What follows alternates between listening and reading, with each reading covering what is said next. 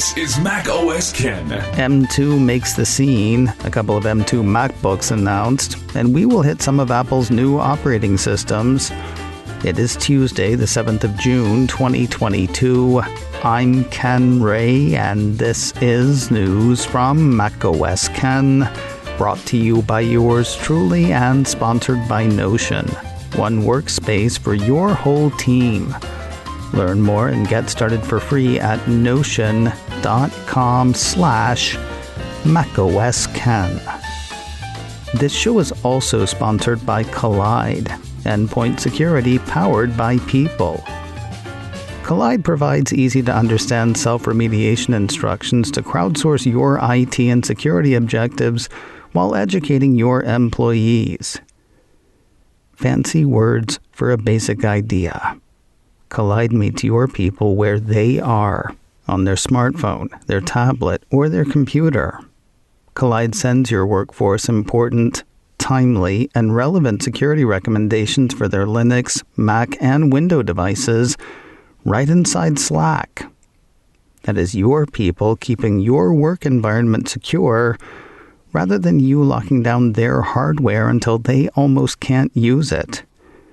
See, Collide believes the end user is your IT department's most significant untapped resource. Getting them active and engaged, making them part of your security solution, that is bound to make your work environment safer and more secure. Visit collide.com/macOSKen and sign up today. That's KOLIDE, collide.com/macOSKen. Enter your email when prompted to receive your free Collide gift bundle after trial activation at KOLIDE, collide.com/macOSKen. Why begin with hardware? I honestly don't know, but we're gonna. Apple on Monday introduced the first big upgrade to Apple Silicon, starting the move from M1 processors to the very cleverly titled M2. Sounds like I'm being snarky, but so was Apple's Senior VP of Software Engineering Craig Federighi, so I feel okay about it. According to Apple's press release on the processor, M2 sports a CPU that is 18% faster than M1, a GPU that is 35% more powerful, and a neural engine that's 40% faster. It also delivers 50% more memory bandwidth compared to M1 and up to 24 gigabytes of fast, unified memory, according to the company. That all sounds really impressive at first. Then it just becomes numbers. It is more illustrative, perhaps, to say compared with the latest 10-core laptop chips, the CPU in M2 provides nearly twice the performance at the same power level, and M2 delivers the peak performance of the PC chip while using just a quarter of the power. When compared to the latest 12-core PC laptop chip, M2 provides nearly 90% of the peak performance of the 12-core chip while using just 1/4 the power. You know, without the bulk and the heat and the noisiness. Yeah, specs are still hard to get your head around. Better perhaps to talk about the first machines that will be powered by M2. Apple on Monday announced a couple of laptops, one that was totally expected and another that was kind of expected. The Cupertino company offered redesigns of the world's best-selling laptop, MacBook Air, and the world's second best-selling laptop, the 13-inch MacBook Pro. According to Apple's press release, MacBook Air got a new thin design, a larger 13.6-inch liquid retina display that's 25% brighter and able to support 1 billion colors, a 1080p FaceTime camera, and 4 finishes: silver, space gray, starlight, and midnight. That last one being the blue machine referred to over the weekend by Bloomberg's Mark Gurman. Less doorstop, more laptop this one. Gone is MacBook Air's signature wedge shape. It measures just 11.3 millimeters thin, according to the company, and weighs in at 2.7 pounds. The redesign results in a 20% reduction in volume, according to Apple. Despite the reduction in volume, MacBook Air welcomes MagSafe charging back to the fold while still holding on to its 2 USB-C ports and its 3.5mm audio jack. Also function keys, Touch ID, and a Force Touch trackpad. As for performance, Apple says for intensive workloads like editing videos in Final Cut Pro, the new MacBook Air is 40% faster than an M1 MacBook Air and up to 15 times faster for customers that haven't made the upgrade to Apple Silicon. All of that with the same all-day battery life with up to 18 hours of video playback, according to the company. And what can we say about the 13-inch MacBook Pro with M2? According to Apple, the faster 8-core CPU and 10-core GPU make intensive photo work nearly 40% faster than an M1 machine and nearly 3.5 times faster for folks moving from Intel to Apple Silicon. Upping the specs ups performance, of course. That said, Apple says the machine delivers phenomenal battery life with up to 20 hours of video playback. Now, if you are a fan of Touch Bar for Mac and you're in the market for a new machine, you're actually in luck. A piece from TechCrunch says the much-maligned mini screen lives to fight another round on the M2 MacBook Pro. Despite being removed from the 14-inch and 16-inch M1 counterparts, it is not an option on the new 13-inch machine. It is the only option. TechCrunch doesn't see a resurgence for the input device. Rather, the site figures Apple just wasn't ready for a full-body redesign just yet. Something that disappointed a few people in my Twitter timeline. Despite the more powerful M2, the new MacBook Air and 13-inch MacBook Pro still support one external display. Anyway, that's the official line. Unofficially, a piece from Mac Rumors says it was discovered with their M1 counterparts that multiple displays could be connected using DisplayLink adapters. While that will probably still be true for M2, officially it is only the higher-end 14-inch and 16-inch MacBook Pros that support more than one external display. Remember a couple of months ago when Apple posted and quickly removed a support dock covering a dual USB-C 35-watt power adapter? Guess who's back? In the press release on the MacBooks, Apple heralds a number of charging options for MacBook Air, including an all-new 35-watt compact power adapter with 2 USB-C ports so users can charge 2 devices at once. Go figure. Also, the release says the new Air supports fast charge for charging up to 50% in just 30 minutes with an optional 67-watt USB-C power adapter. If you're wondering about pricing and availability, well, pricing we can do. The old M1 MacBook Air sticks around for a starting price of $999. It is, of course, available now. The MacBook Air with M2 starts at $1,199 with education pricing coming in at $1,099. The 13-inch MacBook Pro with M2 starts at $1,299 with an education starting price of $1,199. I saw something online that said you could order the M2 MacBook Air now, though that does not appear to be the case. Rather, Apple says both the M2 Air and the M2 Pro will begin arriving to customers and will be in select Apple Store locations and Apple-authorized resellers next month. As for powering the machines, the 67-watt USB-C adapter is available from Apple now for $59. There are 2 models of the 35-watt dual USB-C port power adapter. One is compact, one is less so. They'll run buyers $59 each. Both are listed on Apple's site as coming soon. It being a developer conference, most of the keynote was dedicated to 4 of Apple's operating systems. You almost wouldn't know that tvOS was a thing.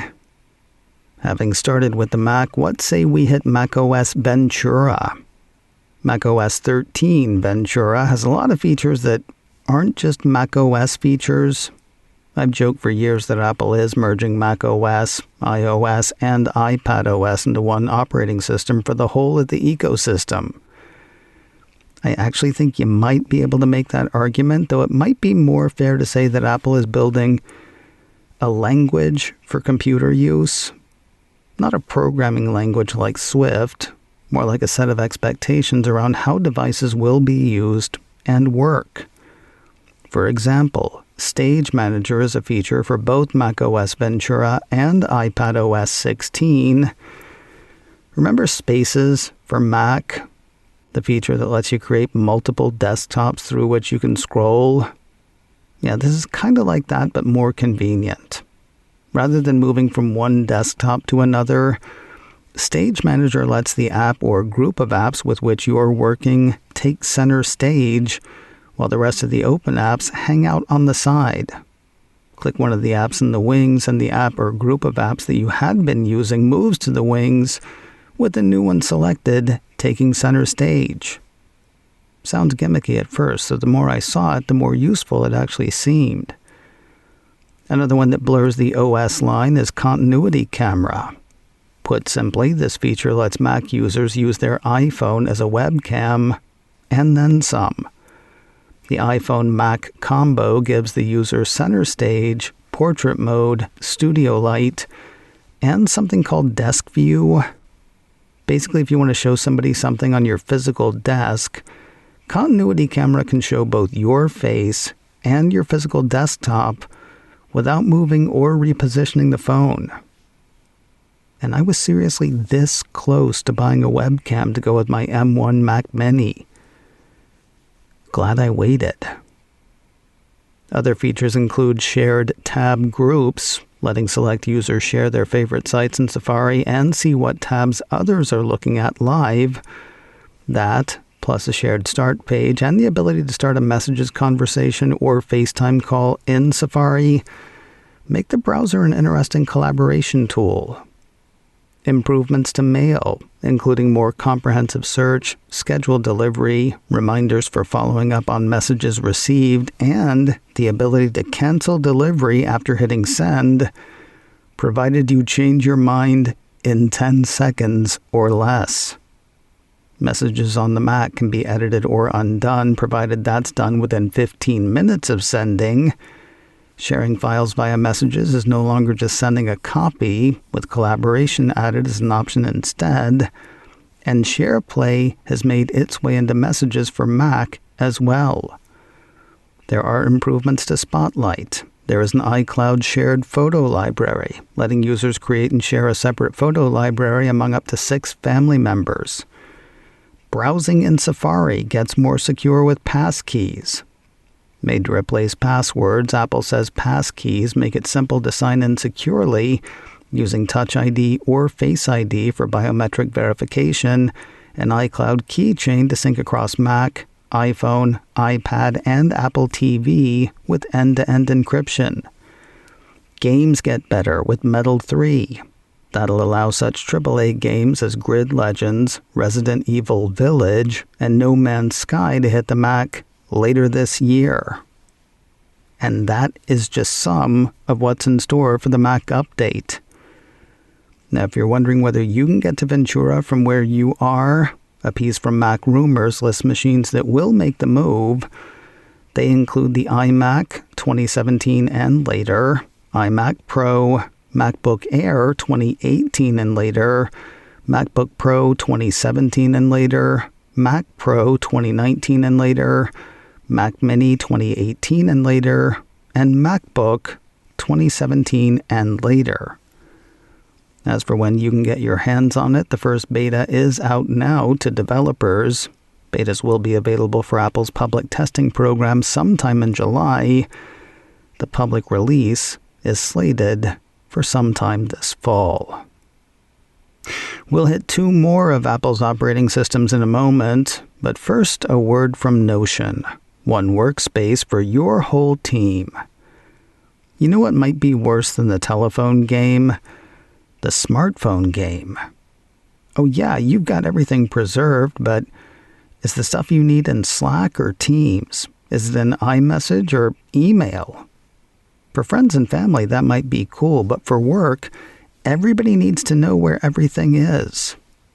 For you, that space could be Notion. You don't have to learn a lot of new stuff. Notion takes the tools you use and puts them all in one place, preventing the kind of miscommunication and silos that can prevent good work. And here's another great thing.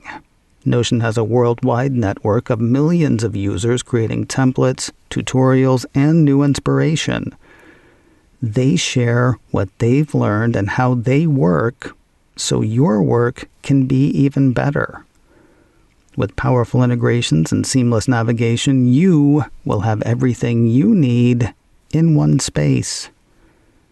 Learn more and get started for free at notion.com/macOSken. That's notion.com/macOSken to help you take the first step toward an organized, happier team today. NOTION. That is notion.com/macOSken. The update announced Monday that will likely affect the largest number of people is, of course, iOS 16. Lots of tweaks coming for that, starting with a personalized lock screen experience. Pictures on the screen get a multi-layer treatment, allowing effects to be added to the pics, with time and other elements inhabiting a space kind of around the subject. Users can also add widgets, which take their inspiration from Apple Watch complications. That means at-a-glance info like weather, battery levels, activity ring progress, and stuff like that. There are improvements for focus, improvements for live text and visual lookup, and improvements for family sharing and parental controls. Apple Maps finally gets multi-stop routing, which is awesome. Dictation sees improvements, allowing users to move easily between voice and touch. Apple says users can type with the keyboard, tap in the text field, move the cursor, and insert quick type suggestions, all without needing to stop dictation. In addition, dictation features automatic punctuation and emoji dictation. Siri has picked up the ability to run shortcuts as soon as an app is downloaded without requiring upfront setup, according to Apple. The fitness app is coming to iPhone. No Apple Watch required. The Wallet app is adding an interesting feature called Apple Pay Later. According to Apple, Apple Pay Later provides users in the U.S. with a seamless and secure way to split the cost of an Apple Pay purchase into 4 equal payments spread over 6 weeks with 0 interest and no fees of any kind. Built into Apple Wallet and designed with users' financial health in mind, Apple Pay Later makes it easy to view, track, and repay Apple Pay Later payments within Wallet. Which just sounds crazy. Probably the most futuristic tech displayed is the next generation of CarPlay. According to Apple, CarPlay will be able to provide content for multiple screens within the vehicle, creating an experience that is unified and consistent. Deeper integration with the vehicle will allow users to do things like control the radio or change the climate directly through CarPlay. And using the vehicle data, CarPlay will seamlessly render the speed, fuel level, temperature, and more on the instrument cluster. Sounds kind of Jetsons, but should actually be here soon. Well, relatively soon. With commitments from car makers like Ford, Lincoln, Mercedes-Benz, Infiniti, Honda, Acura, Jaguar, Land Rover, Audi, Nissan, Volvo, Porsche, and more. A piece from Mac Rumors has Apple saying that the first vehicles to support the new CarPlay experience will be announced in late 2023. There's a new privacy tool called Safety Check, meant to help people at risk from domestic or intimate partner violence. There are improvements to the Home app. There are improvements to Health. Apple News gets a My Sports section. You can make your own personal spatial audio profile. The iCloud shared photo library mentioned for macOS Ventura makes its way to the phone, which makes sense since it is a cloud service. See also updates to messages, new tools for mail, and passkeys for Safari. And that is nowhere near everything they said. Just like with macOS, some iOS devices will not be able to make the jump. A piece from Mac Rumors has Apple indicating that iOS 16 will be available only on the iPhone 8 and later. The first iPhone SE is out, according to that report. Meanwhile, a separate piece from Mac Rumors indicates that Apple is well and truly done with iPod Touch.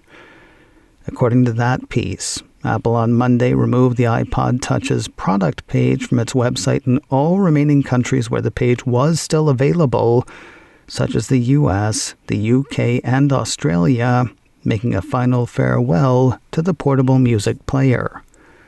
The piece goes on to say that Apple's newly announced iOS 16 software update is not compatible with any iPod Touch models, according to Apple's site. The first iOS 16 beta is available to developers now. It will be out to public testers next month. The great unwashed get the update this fall. Between the iOS 16 update and macOS Ventura, we have already hit a lot of the features coming to iPadOS 16. There are the new features and improvements for messages, the tweaks to mail, the iCloud shared photo library, the collaboration and security features for Safari, the improvements to live text and visual lookup, and stuff like that. Stage Manager is making its way to M1-powered iPad Pro units, as well as M1 iPad Airs. And one wonders again whether they are just making one operating system to run them all. There were features specific to iPadOS 16, though, like Freeform. Think of it sort of like a never-ending whiteboard, one that everyone can add to. Apple says collaborators can start a session from FaceTime and see the updates from others right in the messages thread. Kind of nifty. iPad is finally getting a built-in weather app. I will say there was a neat feature that was announced. I was on a FaceTime call with a friend over the weekend. He wanted to switch from his iPhone to another device and wondered whether there was a way to hand off the call from one device to another. There was not, but there will be.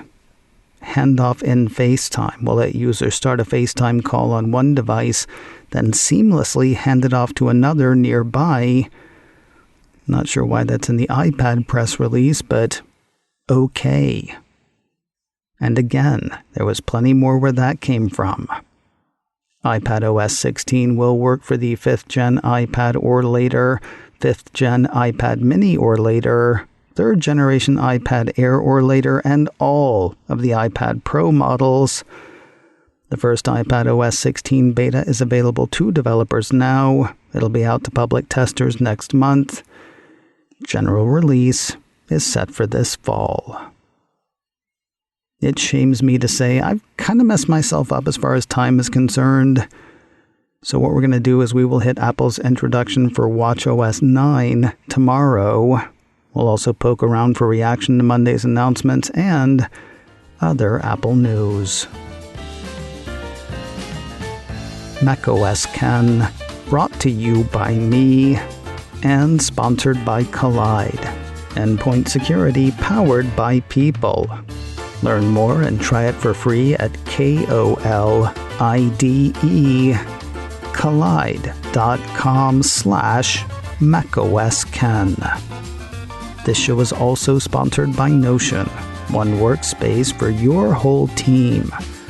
Learn more and get started for free at notion.com/macOSKen. Advertising handled by Backbeat Media, online at backbeatmedia.com. You can reach me a couple of ways. info@macosken.com or call 716-780-4080. Until next time, that is news from macOS Ken. I'm Ken Ray.